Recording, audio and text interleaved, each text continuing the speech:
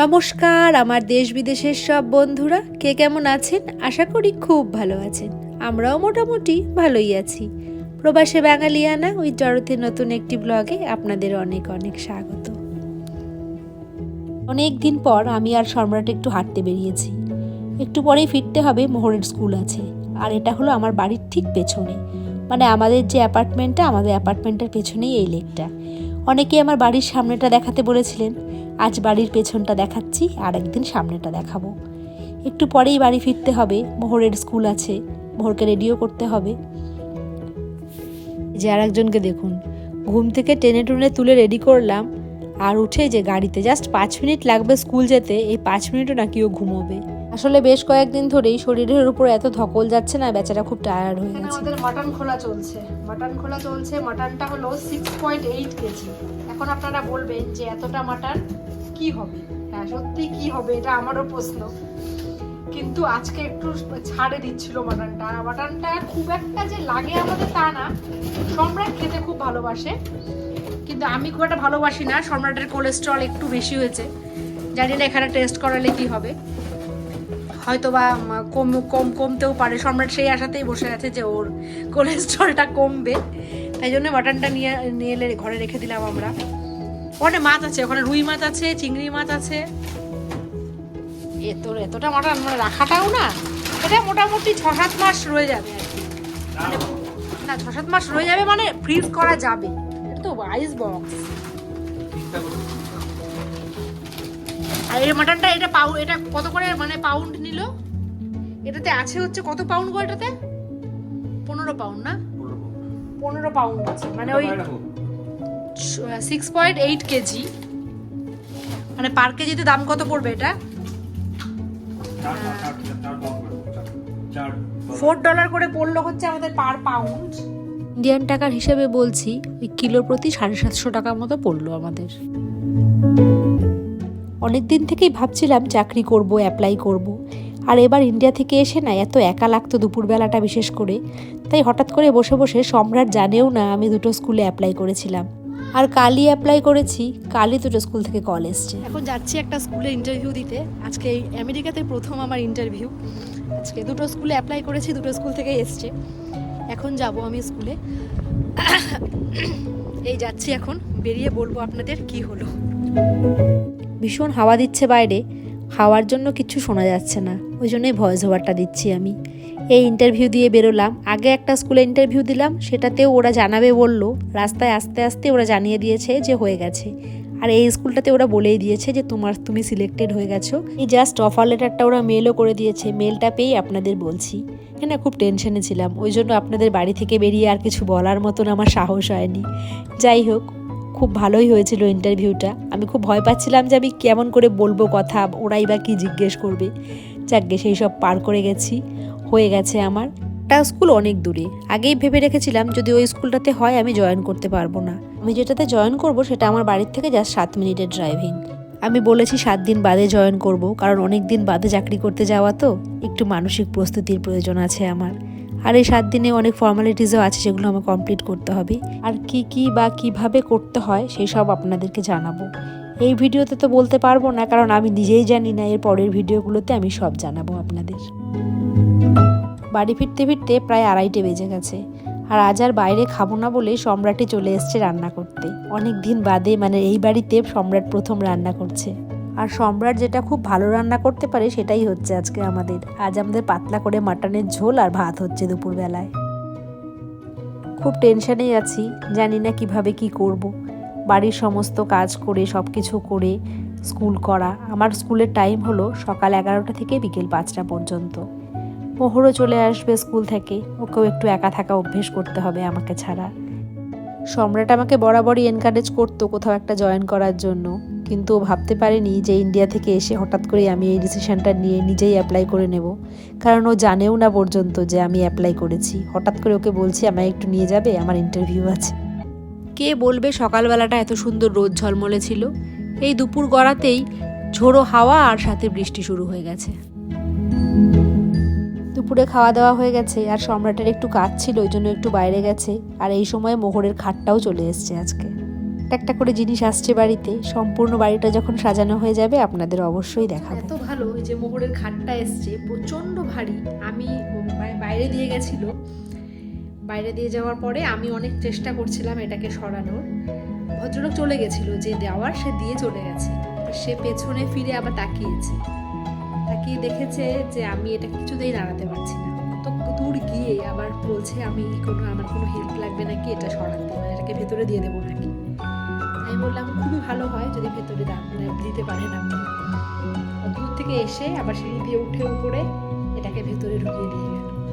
মানে এইসব ছোট ছোট ব্যাপার না এই দেশে খুব, মানে লোককে হেল্প করার যে একটা প্রবণতা, এটা আমার খুব ভালো লাগে এখানে। এটা আমি জানি না ইন্ডিয়া হলে কি হতো, মানে ইন্ডিয়া হলে তো হয়তো বা আমাকে বলতে হতো যে আমাকে একটু হেল্প করে দিই, কিন্তু এখানে সেটা বলতেও হয় না। মানে বুঝতে পেরেছে যে আমি কিছুতেই নাড়াতে পারছি না, আলটিমেটলি ঢুকিয়ে গেছে। অবশ্য সম্রাট ফোন করেছিল, বলছে তুমি কি এটা ঢোকাতে পেরেছো নাকি বাইরেই পড়ে আছে। আমি বললাম যে না, আসলে বাইরেই পড়ে থাকতো, আমি চেষ্টাও করতাম না। আর ওই পাশটা একদম ফাঁকা, তো মানে খুব জোর হাওয়া হচ্ছে বাইরে। এবারে দেখো, দেখলেই বুঝতে পারবেন খুব জোর হাওয়া হচ্ছে বাইরে। এবার ওই হাওয়াতে কি হয়, হাওয়া হচ্ছে সাথে সাথে মাঝে মাঝে বৃষ্টিও হচ্ছে। এবার কি হয়, মাঝে মাঝে ওই হাওয়াতে বৃষ্টিতে না ভিজে যায়, মানে আমাদের ওই বাইরের যে ম্যাটটা রাখা ওটাও ভিজে যায়। তো অত দূর অব্দি জল আসে, সম্ভবত এটা ভিজে যেতে পারে। তাই আমি বললাম যে নতুন জিনিসটা আজকে এলো, ভিজে যাবে ফালতু, ওটাকে চেষ্টা করি ঢোকানো। তারপরে ওই ভদ্রলোক আবার ঢুকিয়ে দিয়ে গেল। ওখানে কি লিখছে, এটা কি? টিভি না, টিভি না, খাট। হ্যাঁ, তোর বেড। হ্যাঁ, এত ছোট না, এটা অ্যাসেম্বল করতে হবে। বাবা প্রচন্ড ভারী। ওই লোকটা আমাকে হেল্প করে দিল, জানিস, জেনি এসেছিল, সে ভেতরে ঢোকাতে হেল্প করে দিল। ও নোংরা বাবা, কত দূর থেকে আসে স্কুলে, যেমনটা কি পেয়েছে সেটা।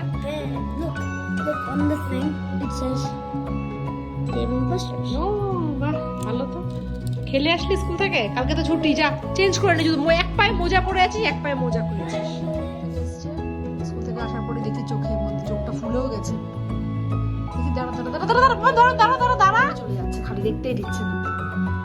সেই চোখটার মধ্যে অ্যালার্জি হয়ে চোখটা দেখে, এদিকে দেখা দেখি। আই ঠিক করে দেখা, দেখবো তো। চোখটা লাল হয়ে, চোখটা বারবার দিতে হবে এটা প্যাটার্ন। এটা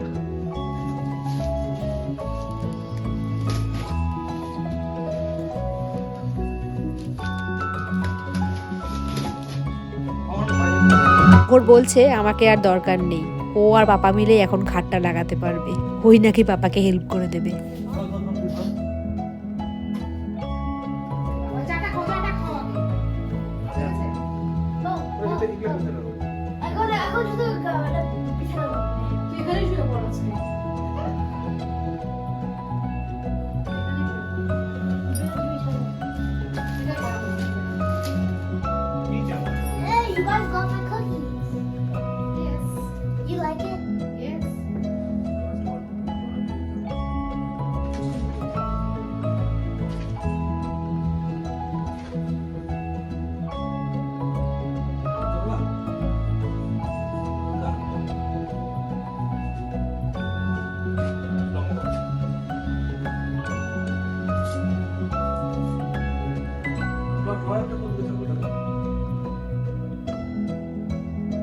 বড় একটা জিনিস এত ছোট ছোট পার্টসে আসে না, এই সব কিছু নিয়ে একসাথে অ্যাসেম্বল করা এতটাই অসুবিধে। নাম্বার দেওয়া থাকে, কিন্তু এই এত ছোট ছোট জিনিস নাই, একটা একটা করে নাম্বার দিয়ে গুছিয়ে সেট আপ করাটা খুব কঠিন। মোহর অনেকটাই হেল্প করেছে ওর বাবাকে, কিন্তু ওর পক্ষে আর ধৈর্য ধরা সম্ভব হচ্ছে না। প্রায় 2 ঘন্টা লাগলো এটা সেট আপ করতে। আমরা লোক দিয়ে এটা সেট আপ করাতে পারতাম, কিন্তু সেই লোককে খবর দিলে সে কবে আসতো, আর তারপরে সে অনেকটা টাকা চার্জ করতো। তার থেকে একটু সময় লাগলেও আমরা নিজেরাই এগুলো করি। এখানকার না বেশিরভাগ লোকই তাই করে, এসব খাট টাটগুলো নিজেরাই সেট আপ করে নিই আমরা।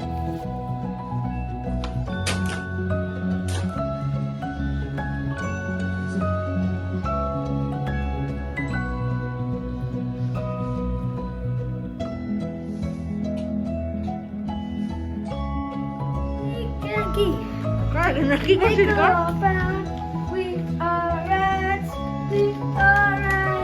নাচ কর।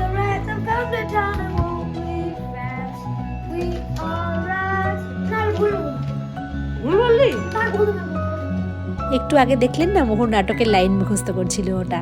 মোহরের স্কুলে আজকে নাটক আছে, দ্য পাইড পাইপার অফ হ্যামিলিয়ান। ওখানেই আমরা যাচ্ছি মোহরদের স্কুলে।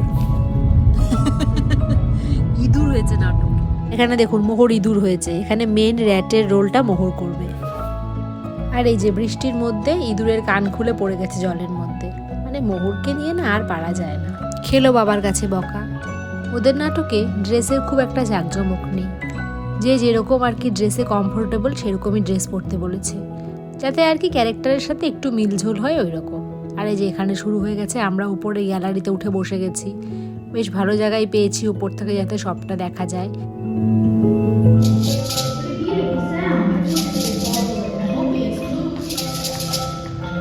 Oh dear, the Pied Piper, we must act. Where are you going? Those night rats, don't you know there's no such place? Where are we from? You don't want to follow the Pied Piper.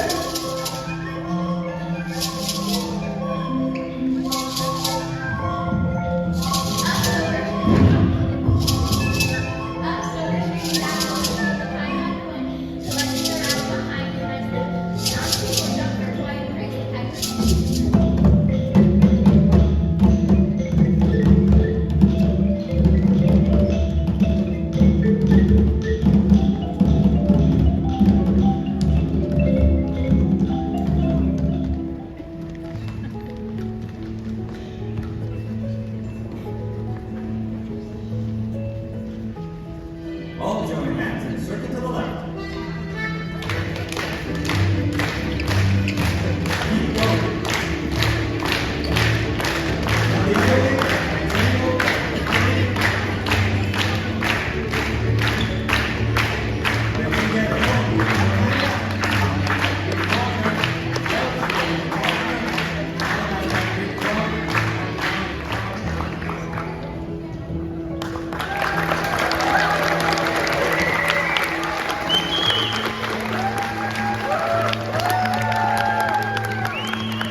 মন ভালো করার মতো একটা সময় কাটালাম। আর আজকে এই সুন্দর সময়ের সাথে সাথে আমার ভিডিওটাও এই পর্যন্তই। আমার আজকের ব্লগটা যদি ভালো লাগে লাইক, কমেন্ট আর একটু সাবস্ক্রাইব করে দেবেন। সবাই খুব ভালো থাকবেন, আনন্দে থাকবেন। শুভরাত্রি।